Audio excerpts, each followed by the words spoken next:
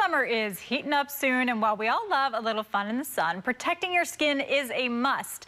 But with so many sunscreens on the shelf, how do you know which one to choose and which one really works? Dr. Sethi is joining us today to shed some light on how to pick the correct sunscreen to help keep your skin safe. Welcome, Dr. Sethi. Good to have you. Rachel.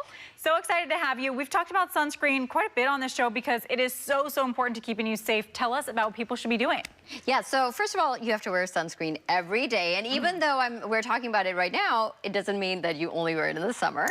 But when people are picking a sunscreen, it can get really confusing because there are so many options. And most of them look at the SPF number. I know that's the most common way that people pick their sunscreen. But actually, that is a little misleading in the sense that it doesn't tell you how strong your sunscreen is. So I'm going to talk about what are the aspects of sunscreen you should look at when you're picking one.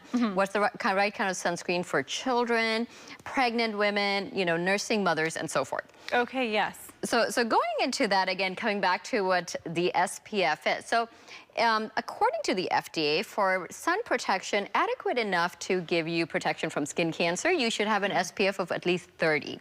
But what that really means is, if you think of sunscreen as a piece of cloth or fabric on your skin, it's talking about how long you keep that fabric on your skin. So it's referring to the amount of time it takes before you get a sunburn on the screen. And that actually just refers to protection from UVB rays that are responsible for sunburns. But it doesn't talk about UVA, which is responsible for aging your skin. And when you are looking at your sunscreen, turn it around, look at the ingredients, and it's the concentration and the strength of the active ingredients which tells you how strong your sunscreen is.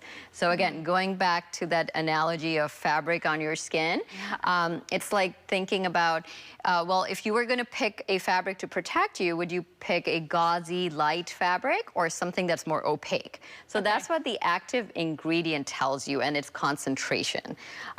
For sunscreens, we have the option of physical barrier sunscreens, which are called mineral sunscreens, or chemical sunscreens, which are never actually called chemical sunscreens because that is very off-putting.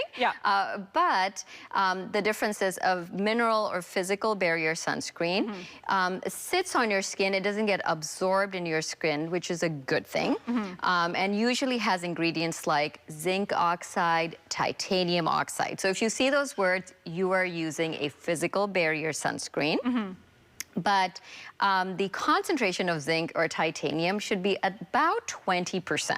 So if you're getting less than that, you are likely not getting enough protection. So that piece of cloth is not opaque enough.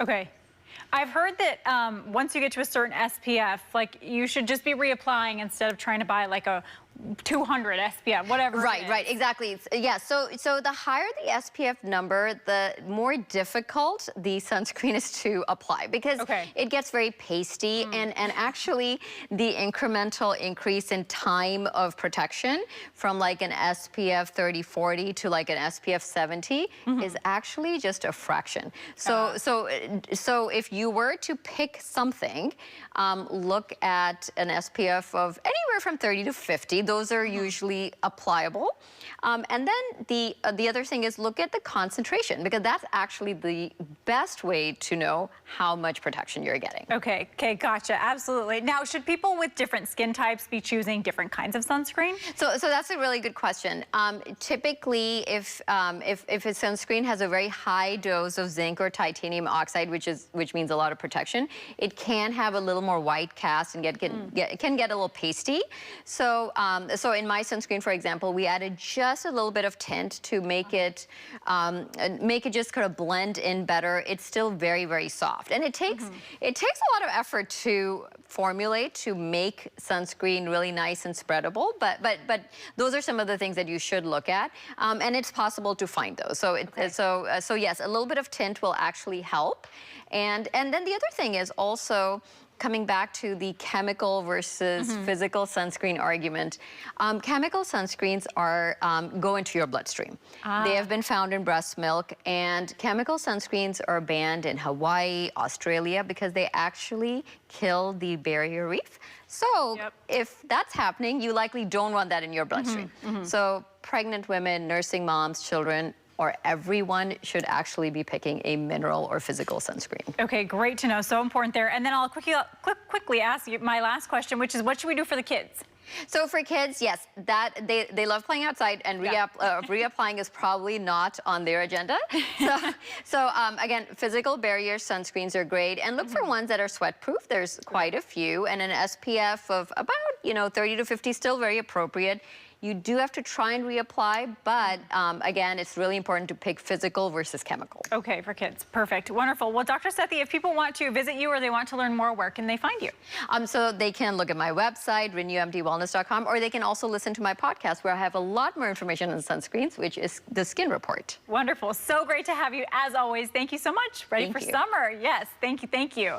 You can learn more at renewmdwellness.com. That is Dr. Sethi's website, or we'll post it all on ours as well, liveinthebay.tv.